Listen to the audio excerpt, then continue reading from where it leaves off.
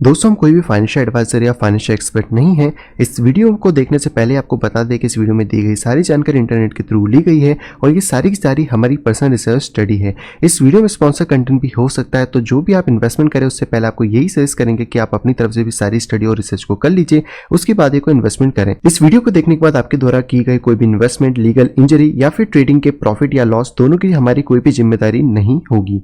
ये वीडियो सिर्फ और सिर्फ एजुकेशन पर्पस और एंटरटेनमेंट पर्पस के लिए बनाया गया है। हेलो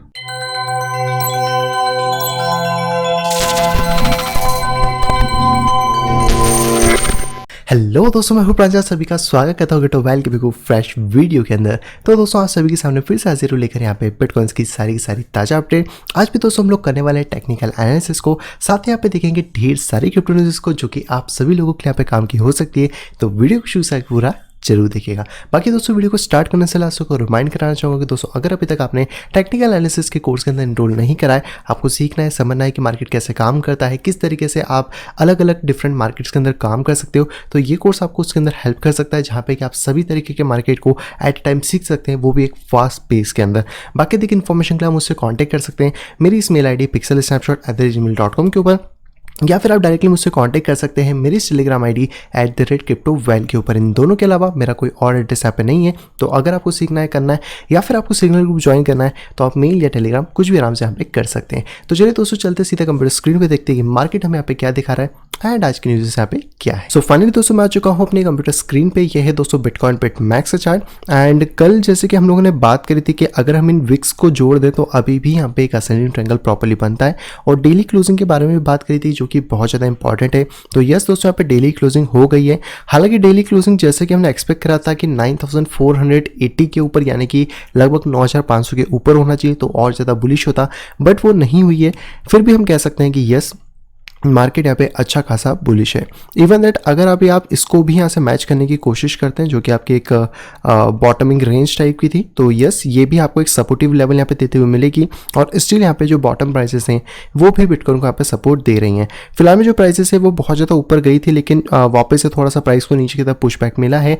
एंड यस ये तो हमें कल सुबह डेली क्लोज में ज़्यादा अच्छे से क्लियर हो जाएगा। लेकिन अगर वापस से मार्केट नीचे ब्रेक करता है तो इस एरिया के बीच में हमें थोड़ा सा फोकस यहाँ पे करना पड़ेगा कि मार्केट क्या करना चाहता है। लेकिन स्टिल जिस हिसाब से हम लोगों ने लास्ट टाइम देखा था कि यहाँ से उसी तरीके से यहाँ से भी मार्केट कोशिश कर सकता है कि 10K को एक बार जाके टच करने की। अब इस असेंडिंग ट्रायंगल के अंदर आपको दो तरीके से अलग अलग लेवल्स मिल रहे हैं जो कि आप डिफरेंटली यहाँ पे देख पाएंगे।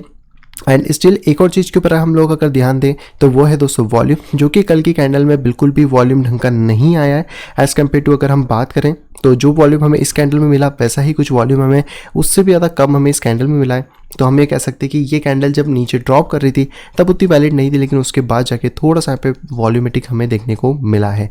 इसके साथ अगर हम लोग बात करते हैं यहाँ पे EMA रिबन के बारे में, तो जैसे कि मैंने आपको ये भी बता दिया कि 8790 का जो लेवल है वो एक अच्छा खासा सपोर्टिव लेवल है, और बहुत बार यहाँ से चांसेस हुए कि प्राइस ऊपर की तरफ बाउंस कर जाए, जो कि यहाँ पे ऑलरेडी हो चुका है। लेकिन अब हमें वेट करना है कि कैसे भी करके 9500 के ऊपर प्राइस क्लोज करें, क्योंकि ये बहुत ज़्यादा इंपॉर्टेंट है कि प्राइस को अगर ऊपर पुश करना है तो 9500 का लेवल मस्ट यहाँ पे आता है। इसके बाद अगर इंडिकेटर की बात करें तो यहाँ पर जो मैकडी है वो थोड़ा सा राउंड आउट होने की कोशिश कर रहा है, और अगर ये राउंड होना स्टार्ट करता है तो प्राइसेस में हमें क्लाइंब अप देखने को मिलेगा। एंड स्टिल अगर यहाँ पे देखा जाए तो जो RSI है वो भी यहाँ पे थोड़ा सा भी साइडवेज के अंदर है। तो RSI डेली के अंदर तो इतना क्लियर नहीं है, लेकिन यहाँ पे जो एक डबल बाउंस मिला है हमें डबल बॉटम के हिसाब से, ये एक अच्छा यहाँ पे देखने को मिल रहा है। और अगर स्टिल इसका जो ट्रेंड लाइन यहाँ पे ब्रेक होता है तो डेफिनेटली प्राइसेस और ज़्यादा अप साइड में यहाँ पे जा सकते हैं। 4 आवर की दोस्तों अगर बात की जाए तो 4 आवर में फिलहाल में थोड़ा सा सेलिंग प्रेशर हमें देखने को मिल रहा है। फिलहाल में प्राइस ऊपर गया था, लेकिन स्टिल जो अभी सपोर्ट है वो 9412 के आसपास तक है। अगर यहाँ तक प्राइस आता है और वापस से बाउंस करता है तो एक अच्छा लेवल होगा। लेकिन अगर यहाँ पे कोई भी सेलिंग प्रेशर क्रिएट होता है तो फिर से प्राइस थोड़ा सा नीचे ड्रॉप कर सकता है 9276 तक, और उसके बाद ये जो लेवल्स हैं ये पूरे के पूरे रेजिस्टेंस के फॉर्मेशन यहाँ पे करेंगे। फिलहाल में 1 घंटे 13 मिनट का टाइम अभी बाकी कैंडल क्लोज होने में, तो इससे पहले यहाँ पे कुछ भी कह पाना थोड़ा सा मुश्किल है। लेकिन स्टिल हमको ये देखना है कि कैसे भी करके प्राइस या तो इसके पास एक्यूमुलेट करता रहे या फिर इसके ऊपर क्लोज हो, क्योंकि वो बहुत ज़्यादा इंपॉर्टेंट है। स्टिल अगर यहाँ पे बात करें तो वॉल्यूम खत्म होने के बाद इसके अंदर थोड़ा सा वॉल्यूम हमें देखने को मिल रहा है इस कैंडल में, लेकिन इसका क्लोजिंग हमें बहुत सारी चीज़ें यहाँ पे डिफाइन करेगा। अगर ये वापस नीचे आके क्लोज करता है तो हो सकता है हमें वापस से शॉर्ट के ट्रेड को यहाँ पे लेना पड़ सकता है। इसके बाद मैकडी की बात करें तो मैकडी भी फिलहाल में थोड़ा सा सेलिंग प्रेशर यहाँ पे क्रिएट कर रहा है एंड RSI जो था वो डबल बॉटम बनाने के बाद यहाँ पे थोड़ा सा रिजेक्शन मिल रहा है। तो अगर 60 के ऊपर प्राइस आता है तो ये बिटकॉइन के लिए एक अच्छा हेल्दी रिट्रेसमेंट यहाँ पे होने वाला है। सेकंड दोस्तों बात करते हैं यहाँ पे CME फ्यूचर गैप के बारे में। तो CME फ्यूचर का जो गैप था जो मैंने आपको कल भी बताया था, इस जगह पे वो ऑलरेडी यहाँ पे फिल हो चुका है, जो कि आप लगभग 1 आवर में देख सकते हैं। हालांकि अब तो ये चीज़ें हैं कि CME के सारे ही गैप फिल हो रहे हैं, तो हम कह सकते हैं कि 95% तक CME गैप्स फिल होते हैं। तो स्टिल यहाँ पे देखा जाए तो ये वाला जो गैप था यहाँ पे कल फिल हो चुका है, ऊपर प्राइस अभी चल रहा है और अगर वापस प्राइस नीचे आता है तो ये एक बेस यहाँ पे बन सकता है 9445 के आसपास का। तो इसके ऊपर भी आपको फोकस यहाँ पे रखना पड़ेगा और स्टिल यहाँ पर एक थोड़ा सा हेड एंड शोल्डर ऐसा भी पैटर्न हमें देखने को मिल सकता है अगर प्राइस नीचे की तरफ आता है और इस तरीके से फिर बाउंस अप कर जाए। बट हमें थोड़ा सा वेट करके देखते हैं कि कैंडल की जो क्लोजिंग्स होती हैं, चाहे वो डेली हो या फिर 4 आवर की हो, वो किस डायरेक्शन में यहाँ पे होने वाली है। बाकी चीज़ें आप यहाँ पे डायरेक्टली देख ही सकते हैं, इसमें ज़्यादा कुछ खास नहीं है। मैकडी RSI भी नॉर्मल है और यहीं पे अगर बिटकॉइन की डोमिनेंस की बात करी जाए तो डोमिनेंस यहाँ पर पंप करने के बाद वापस से डंप हुई है। हालांकि एक बहुत लंबे ट्रेंड को तोड़ा है डोमिनेंस ने, लेकिन स्टिल यहाँ पे अभी भी जो ड्रॉपमेंट का लेवल है वो स्टिल यहाँ पे हमें देखने को मिल रहा है और हम कह सकते हैं कि जो डोमिनेंस है वो हो सकता है कि इस तरीके से एक साइड चैनल के अंदर फॉर्मेशन अपना क्रिएट कर रही है और अगर ये फॉर्मेशन यहाँ पे क्रिएट होता है तो ये एक एक्यूमुलेशन भी हो सकता है और री एक्यूमुलेशन भी हो सकता है। तो इसके अपर साइड यानी 66.60 के ऊपर ब्रेक पे हम फिर 68 के लेवल तक देख सकते हैं डोमिनेंस को, और अगर ये फिर नीचे ब्रेक कर जाता है तो नीचे 65.1 का लेवल है 0.9 का, जो कि प्राइसेस को जो परसेंटेज है उसको और नीचे गिरा के 63% तक यहाँ पे ला सकता है। इथेरियम की दोस्तों अगर यहाँ पे बात करें तो इथेरियम की जो लॉन्ग टर्म ट्रेंड लाइन थी, जैसे कि आप यहाँ पे देख सकते हैं, ये कल हमने ड्रॉ करी थी कि अगर इसको इथेरियम ब्रेक करता है तो हम लोग इथेरियम को वापस से यहाँ पर एटलीस्ट 240 के आसपास जाता हुआ देख सकते हैं, जो कि ऑलरेडी ब्रेक हो गया है और वापस से चैनल के अंदर आ गया। तो वापस से चैनल का जो बेस है यानी $2 to $9 का ये एक सपोर्टिव रेंज होने वाला है। इसके नीचे वापस से ब्रेक करना मतलब कि इथेरियम का बिल्कुल भी मूड नहीं है ऊपर का और इथेरियम नीचे की तरफ यहाँ पे गिर सकता है। स्टिल बात की जाए तो जो वॉल्यूम है वो स्टिल ड्रॉप हो रही है, चाहे फिर आप 4 आवर्स में देखने की कोशिश करें या फिर अगर मैं चलता हूँ 1 डे के अंदर, तो 1 डे के अंदर जो कैंडल की क्लोजिंग हुई है वो सुपर यहाँ पे बुलिश मुझे देखने को मिल रही है। बट इसको यहाँ पे दूसरी कैंडल्स का भी सपोर्ट चाहिए, जब तक वो यहाँ पे क्रिएट नहीं होगी तब तक प्रॉब्लम यहाँ पे रहने वाली है। तो इसलिए अभी हमें वेट करना है कि यहाँ पे क्या चीज़ें होती है। बट अभी के लिए एक शॉर्ट टर्म टारगेट की बात करें तो $240 हम लेके यहाँ पे चल सकते हैं। वहीं पे अगर इंडिकेटर की बात करें तो RSI जो मैकडी है वो स्टिल यहाँ पे बेरिश, इसमें कोई भी सिम्टम नहीं है कि चेंज हो रहा हो। RSI जो वो थोड़ा सा अपसाइड के अंदर जाने की कोशिश कर रहा है, बट हम लोगों को 1-2 दिन का टाइम और यहाँ पे लगेगा कंफर्मेशन के लिए। अगला दोस्तों हमारे पास कॉइन है यहाँ पे light coin, and light coin की कैंडल भी कल यहाँ पे बुलिश क्लोज हुई डेली की, बट आज की डेली भी यहाँ पे बेरिश हो रही है, जो कि अगर इसके नीचे क्लोज कर देती है तो फिर ये एक बेरिश सिम्टम लाइट कॉइन के लिए हो सकता है और हो सकता है कि लाइट कॉइन बाकी कॉइन्स को भी फॉलो करवा दे। तो उसके हिसाब से हमें चेक करना पड़ेगा। इसलिए यहाँ पे 1 डे में तो अभी कोई खास मोमेंटम्स नहीं है। 4 आवर की अगर बात करें तो 4 आवर में हम लोगों को कोई भी खास एक बड़ा ब्रेकआउट देखने को नहीं मिला, जैसे कि इथेरियम या बिटकॉइन के अंदर था। तो अगर आप इसको थोड़ा सा पे शिफ्ट करने की कोशिश करें तो ये रेजिस्टेंस पॉइंट बहुत इंपॉर्टेंट है। अगर ये ब्रेक नहीं कर पाता है, जो कि $44 के आसपास है, तो वापस से प्राइस से नीचे की तरफ $42 तक ड्रॉप कर सकते हैं। तो जो भी आप ट्रेड कर रहे हैं थोड़ा संभल के करें। इसके ब्रेक की बात करेंगे तो ज़्यादा अच्छा यहाँ पे रहने वाला है। वहीं पे RSI मैकडी की बात करें तो नॉर्मल है, ज़्यादा कुछ चेंजेस नहीं है, वॉल्यूम स्टिल डिक्लाइन यहाँ पे हो रहा है। नेक्स्ट कौन है दोस्तों हमारे पास चेन लिंक, और चेन लिंक का जो बॉटम था जिसके बाद हम लोग शॉर्ट करने वाले थे, वहाँ से फिर से प्राइस बाउंस करके अंदर की तरफ आ गया है। एंड अब चेन लिंक के लिए हमारे लिए इंपॉर्टेंट रहेगा ये वाला लेवल। अगर यहाँ से प्राइस नीचे ड्रॉप करता है तो 3.9 से लेकर 3.88 के आसपास हम इसको एक्यूमुलेशन में देख सकते हैं, और अगर इसको डायरेक्टली यहाँ पे ब्रेक कर देता है तो फिर प्राइसेस ऊपर 4.4 तक जा सकते हैं। बट स्टिल ये वाला जो लेवल है ये अभी भी इंपॉर्टेंट है। अगर इसके नीचे वापस प्राइस आ जाता है तो ये एक चिंता वाली बात होगी। जिस तरीके से यहाँ पे थी, यहाँ पे तो रिकवरी मिल गई, बट वापस से रिकवरी मिलना मुश्किल यहाँ पे हो सकता है। नेक्स्ट दोस्तों हमारे पास कॉइन है यहाँ पे Binance coin, and Binance coin के साथ भी सेम सिनारियो है।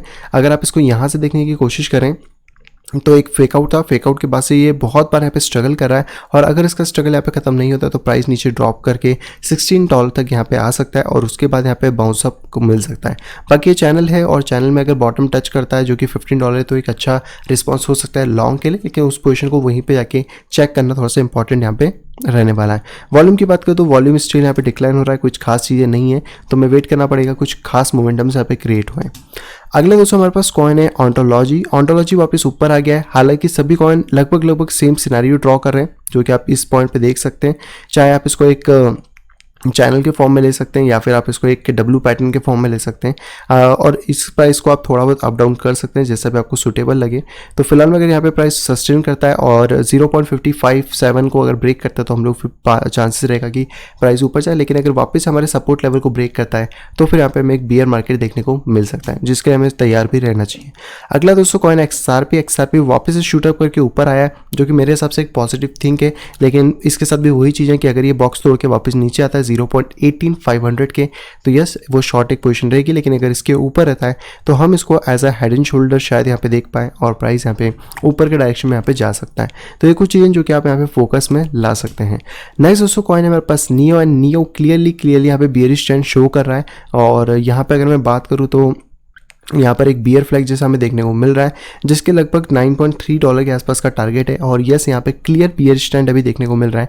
यहाँ पे कुछ खास मोमेंटम नहीं है जो बुलिश हमें दिखाए, और स्टिल अगर मैं इसकी बात करूँ यहाँ से इस लेवल से या फिर इस लेवल से भी अगर इसको लगाने की कोशिश करें तो मार्केट को स्टिल यहाँ पे थोड़ा सा फेक आउट वाला रेजिस्टेंस देखने को मिल रहा है। आप इसको एडजस्ट कर सकते हैं अकॉर्डिंग जो भी आपको यहाँ पे सही लगता है। नेक्स्ट दोस्तों हमारे पास कॉइन है यूएस, एंड यूएस के अंदर भी स्टिल यहाँ पे बियरिशनेस कंटिन्यू बनी हुई है, तो आप यहाँ पे क्लियरली देख सकते हैं इस पॉइंट को, और अगर ये वापस से नीचे आता है तो हम लोग वापस $2.4 के आसपास मार्केट को यहाँ पे देख सकते हैं।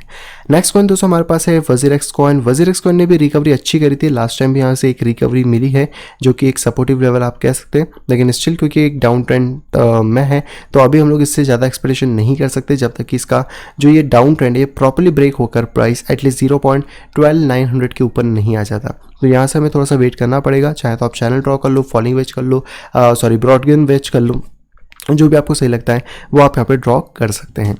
नेक्स्ट दोस्तों हमारे पास जो कॉइन है वो है दोस्तों तेजोस, एंड स्टिल तेजोस के साथ सेम प्रॉब्लम है। कल बाउंस अच्छा खासा मिला है, तो अगर आपने शॉर्ट टर्म प्रॉफिट्स लेने थे तो वो आप थोड़े से बुक यहाँ पे कर सकते हो, क्योंकि आई डोंट थिंक कि इतना जल्दी इसको तोड़ पाएगा, और अगर प्राइस यहाँ से ड्रॉप करना स्टार्ट करता है तो वापस 2.4 का लेवल हमें यहाँ पे टच होता हुआ मिल सकता है। इसका जो ब्रेकआउट पॉइंट है वो 2.7 के बाद है, यानी कि अगर उसके बाद यहाँ पे ब्रेक होता है तो प्राइसेस में फिर सस्टेनेबिलिटी हमें ग्रोथ देखने को मिल सकती है।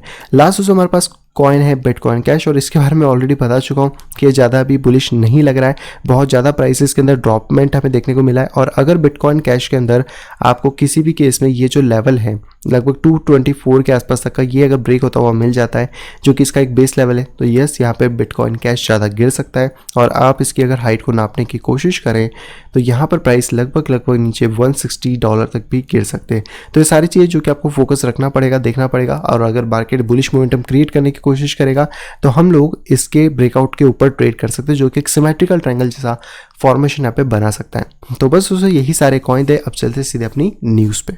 सबसे पहले दोस्तों यहाँ पे न्यूज़ आ रही है फादर ऑफ जॉब एक्ट की तरफ से, जो कि गवर्नमेंट कंसर्न है लिब्रा को लेकर बाय $1, यानी कि इस रिपोर्ट के अंदर सीधी बात कही गई जो फेसबुक का यूज़र बेस है वो करीबन यहाँ पे 2.5 बिलियन यूजर्स हैं, जो कि डॉलर की कैपेसिटी से बहुत ज़्यादा है, और यहाँ पे जो स्टेबल कॉइन है वो यहाँ पे रियल चैलेंज दे रहे हैं यूएस डॉलर की जो डोमिनेंस है उसको। और अगर लिब्रा जो प्रोजेक्ट है वो लॉन्च हो जाता है या फिर उसको परमिशन मिल जाती है फिर कुछ भी होता है, तो यहाँ पर वो लोगों को यूएस डॉलर के अगेंस्ट खड़ा हो सकता है, क्योंकि उसको भेजना बहुत ज़्यादा सस्ता है as compare to US dollar, बहुत ज़्यादा ईजी है, सिंगल क्लिक पर काम हो सकता है, किसी बैंक के पास हमें नहीं जाना है, सिर्फ वॉलेट को रखना है, और अगर आपको वो वॉलेट भी नहीं रखना है तो आपके पास यहाँ पे ऑप्शन रहेगा कि आप फेसबुक का कोई सा भी एक प्रोडक्ट रख सकते हो, चाहे फेसबुक हो, चाहे इंस्टाग्राम हो, मैसेंजर हो, व्हाट्सएप हो, कुछ भी यहाँ पे हो।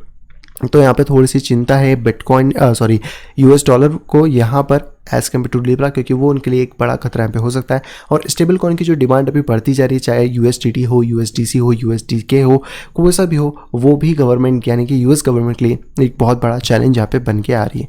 इसके साथ ही अगर बात करें दूसरी न्यूज़ की तो वो आ रही है दोस्तों व्हाट्सएप की तरफ से, और व्हाट्सएप ने यहाँ पे लॉन्च कर दिया है फिएट इलेक्ट्रॉनिक पेमेंट, जो कि लिब्रा इसके अंदर फिलहाल में नहीं है, लेकिन जो रेगुलेटरी बॉडीज है, जो बैंक्स हैं, उसके थ्रू यहाँ पे काम हो रहा है। तो यहाँ पे दोस्तों जो ब्राज़ील है वो पहला ऐसा देश बन जाता है जहाँ पे कि व्हाट्सएप ने अपनी पेमेंट सर्विस को रोल आउट करा है। इंडिया के अंदर भी वो लोग कोशिश कर रहे हैं कि कैसे भी व्हाट्सएप पे को लिया है, बट वो चीज़ नहीं हो पा रही है। और यहाँ पे जो पार्टनरशिप है वो है वीज़ा और मास्टर कार्ड के साथ, जिनका डेबिट और क्रेडिट कार्ड के थ्रू ये पूरा काम होगा, जो कि एक बैंकिंग प्रोसेस से होने वाला है। व्हाट्सएप के जो यूज़र्स है ब्राज़ील में वो करीबन यहाँ पे 20 ट्रांजेक्शन कर सकते हैं पर डे के अंदर, जो कि एक लिमिट है ताकि कोई भी मनी लॉन्ड्रिंग या फिर कोई ऐसा काम यहाँ पे ना हो पाए। और 120 मिलियन यूज़र्स है ब्राज़ील के अंदर जो कि इस चीज़ को यहाँ पे यूज़ करने वाले हैं। अब यहाँ पे बात करें तो पेमेंट जो है वो फेसबुक पे के थ्रू होगा। ऑब्वियसली यहाँ पे उन्होंने नाम चेंज कर दिया होगा। और यहाँ पे जो डेवलपमेंट है वो 2019 से यहाँ पे चल रहा है, आज का डेवलपमेंट नहीं है, पिछले साल का है, जो कि जब आई थिंक लिब्रा लॉन्च करा था उसी टाइम से लोग पूरी तैयारी में हैं, जो कि एफिलिएट रहेगा मैसेंजर, इंस्टाग्राम और व्हाट्सएप के ऊपर। यहाँ पे इन्होंने ये चीज़ भी क्लियर करा कि अभी का जो इंफ्रास्ट्रक्चर है वो सिर्फ पेमेंट्स के लिए है, और इनकी जो पार्टनरशिप है वो कोई भी नोवा या फिर कैलिब्रा वॉलेट वालों के साथ नहीं है, जहाँ पे कि लिब्रा नेटवर्क को रन करा जा सके। और यहाँ पे अगर आप देखेंगे तो ये व्हाट्सएप ने अपना पूरा ब्राज़ील के लिए एक आर्टिकल यहाँ पे पब्लिश करा है, जिसमें कि इमेजेस भी हैं जहाँ पे कि उन्होंने पैसे को सेंड करके बताया कि किस तरीके से आप व्हाट्सएप के ऊपर पैसे को भेज सकते हैं। अब अगर ये सारी चीज़ें होंगी तो यूएस डॉलर या फिर यूएस की जो गवर्नमेंट है वो क्यों इससे नहीं घबराएगी, क्योंकि टेक्नोलॉजी इतना ज़्यादा ईजी कर देगी कि अगर उसको किसी बैंक अकाउंट से पैसा भी भेजना है तो बैंक अकाउंट की पूरी ज़रूरत नहीं है, सिर्फ वो फेसबुक पे और इसके थ्रू जा सकता है। यहाँ पे तो फिर आप कह सकते हो कि बैंक में आपको एक बार विजिट करना पड़ेगा, लेकिन अगर फेसबुक अपना लिब्रा लॉन्च कर देगा तो आपको वो सारे काम भी यहाँ पे ख़त्म हो जाएंगे, और पूरा की पूरा जो मक्खन मही दही हम कह सकते हैं वो यहाँ पे फेसबुक खा सकता है। तो यस, बहुत बड़ा एक चैलेंजेस है, और सिर्फ यूएस डॉलर के लिए नहीं, मैं कहूँगा सारी जो फिएट करेंसीज है उन सभी के लिए भी ये बहुत बड़ा चैलेंजेस है, क्योंकि आज नहीं तो कल इंडिया में भी डिजिटल करेंसी आएगी। चाइना ऑलरेडी तैयारी कर चुका है, किसी भी टाइम लॉन्च यहाँ पे हो सकती है। हालांकि वो गवर्नमेंट कंट्रोल है, लेकिन इस तरह की जो ऑर्गेनाइजेशन है वो पूरे वर्ल्ड को डिस्टर्ब यहाँ पे कर सकती है, लाइक बिटकॉइन। अगली दोस्तों पे खबर आ रही है लाइटकॉइन की तरफ से। लाइटकॉइन का दोस्तों यहाँ पे आने वाला है लाइटकॉइन 2.0। तो चार्ली लोन ने दोस्तों यहाँ पे बताया है पूरी एक लाइव स्ट्रीम करके कि किस तरह यहाँ पे प्राइवेसी और स्केलेबिलिटी को जो है यहाँ पे ऐड करा जा रहा है। और यहाँ पे उन्होंने बताया कि जो क्रिएटर है चार्ली, उन्होंने ये चीज़ डिस्कस करी कि जो मिम्बल इसके अंदर अपग्रेड होने वाला है, उसका यहाँ पे काम होगा कि वो लाइटकॉइन को स्केबल और प्राइवेसी सेक्टर में और ज़्यादा आगे यहाँ पे बढ़ा सके। लाइटकॉइन की बात करें तो जो इसके इम्प्लीमेंटेशन है वो यहाँ पे ज़्यादा बेहतर तरीके से होंगे, और यहाँ पे जो इसका प्राइवेसी फोकस प्रोटोकॉल है वो ज़्यादा बेहतर होगा मोनेरो और जी कैश से। तो ये सारी चीज़ें बताई है, और यही इन्होंने बताया कि जो लाइटकॉइन है वो पिछले 9 साल से यहाँ पे चल रहा है, जिसमें अभी तक कोई भी हमें बग देखने को नहीं मिला है। जैसे कि बिटकॉइन की बात करें तो बिटकॉइन में भी ऐसा कोई भी हमें फ्लो देखने को नहीं मिला है पिछले 11 सालों से। उसी तरीके से लाइटकॉइन भी यहाँ पर है। तो लाइटकॉइन भी कुछ नई चीज़ कर रहा है, लेकिन हाँ, अगर यूज़ केस थोड़ा ज़्यादा बढ़ा दें तो ज़्यादा अच्छा है, क्योंकि प्राइवेसी फोकस और ये सारी चीज़ें तो दूसरी चीज़ें भी कर रहे हैं। लेकिन बिटकॉइन का क्योंकि एक सेकेंड वर्जन आप कह सकते हो जिसके अंदर आपको प्राइवेसी मिल सकती है या फिर आपको एक स्केलेबिलिटी का सॉल्यूशन मिल रहा है, तो उसके आपसे जो लाइटकॉइन है वो अच्छी परफॉर्मेंस यहाँ पे दे सकता है। अगली दोस्तों पे खबर आ रही है वेल्स की तरफ से। यस, वेल्स की तरफ से, क्योंकि यहाँ पे कोई एक या दो वेल नहीं है, ढेर सारी वेल्स हैं। तो यहाँ पे दोस्तों जो ग्लास नोट है उसने एक चार्ट पब्लिश करा है, जो कि आप यहाँ पे इमेज पे देख पाओगे। इस इमेज में आई थिंक ये तो बड़ा नहीं हो रहा है, इस पर क्लिक करके देखते हैं। नहीं, ये नहीं हो रहा है। तो आप इस इमेज को देख सकते हो। ये जो इमेज है इसमें ये जो आपको ऑरेंज वाली लाइन दिख रही है, ये बेसिकली वो अकाउंट बैलेंसेस है जिनमें 1000 बिटकॉइन से ज़्यादा है, और ये जो ग्रे कलर का है ये आपको दिखेगा बिटकॉइन का प्राइस। तो ये जो लास्ट टाइम हुआ था तब हुआ था जब बिटकॉइन अपने इनिशियल एज में था बुल रन के, और वहाँ पर ये हाईएस्ट पॉइंट के ऊपर टच कर गया था, जहाँ पे कि जो इंस्टीट्यूशन इन्वेस्टर या फिर आप कह सकते हैं बड़े बड़े जो वेल्स हैं वो यहाँ पे बिटकॉइन को एक्यूमुलेट कर रहे थे, और उनके वॉलेट में करीबन 1000 बिटकॉइन से ज़्यादा थे। और वही दोस्तों सिनेरियो वापस इस पॉइंट पे हमें देखने को मिल रहा है, और आप कह सकते हो कि ये ट्रिगर हो सकता है जैसे कि हमें नेक्स्ट बुल रन देखने को मिल सकता है। एंड उसके बाद से जैसे जैसे वेल्स ने अपना माल खाली करना शुरू करा, बिटकॉइन का प्राइस ऊपर जाता गया, एंड इन द एंड फिर वो नीचे। हालांकि इससे आप इतना एक्यूरेट अनुमान नहीं लगा सकते, लेकिन येस, क्योंकि यहाँ पर हम कह सकते हैं कि इस टाइम पे और इस टाइम पे बहुत ज़्यादा सिमिलरिटीज़ हैं, क्योंकि प्राइजेस भी कम हैं, उस टाइम भी कम थे, और वहाँ से एक रैली बाकी थी। तो येस, ये बहुत ज़्यादा वैलिड यहाँ पे हो सकता है। लास्ट दोस्तों आज की जो खबर आ रही है दोस्तों वो आ रही है कजाकिस्तान से, और मैं कहूँगा कि इस चीज़ से दुनिया की हर एक कंट्री को सीखना चाहिए।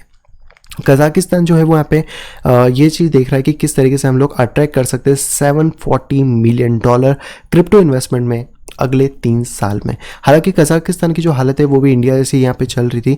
अगर गवर्नमेंट की बात करें तो उनका फिलहाल में गोल है $738 मिलियन का, जो कि अगले 3 साल में है क्रिप्टो करेंसी की माइनिंग से। लेकिन इनकी जो यहाँ पे पार्लियामेंट है उसमें पहले यही चीज़ डिस्कस हो रही थी कि किस तरीके से इसको यहाँ पे बैन करा जाए, किस तरीके से यहाँ पे जो क्रिप्टो करेंसी का सर्कुलेशन है उस चीज़ को बैन कर दिया जाए, किस तरीके से लोगों को ट्रेडिंग से रोक दिया जाए। लेकिन वहाँ पर एक चीज़ हाईलाइट करी गई कि जो कंट्री है जैसे कि United states, Sweden, south Korea, ये सभी की सभी क्रिप्टो करेंसीज को या फिर जो डिजिटल माइनिंग हो रही है उसको लेके बहुत ज़्यादा आगे हैं और उनकी कंट्री को इससे बहुत ज़्यादा फ़ायदा भी हो रहा है। और यहाँ पे एक चीज़ जो बताई गई, जो कजाकिस्तान है उनकी जो कंट्री है उसमें 14 क्रिप्टो करेंसी माइनिंग फार्म्स हैं जो कि उनको अभी यहाँ पे $201 मिलियन यहाँ पे बना के दे रहे हैं, जो कि इन्वेस्टमेंट आप कह सकते हो कि उसके अंदर है और उससे अच्छा खासा उनको टैक्स भी मिलता है। तो हालांकि भी $738 मिलियन पे उनकी नज़र है कि किस तरीके से हम इसको यहाँ पे बना सकते हैं।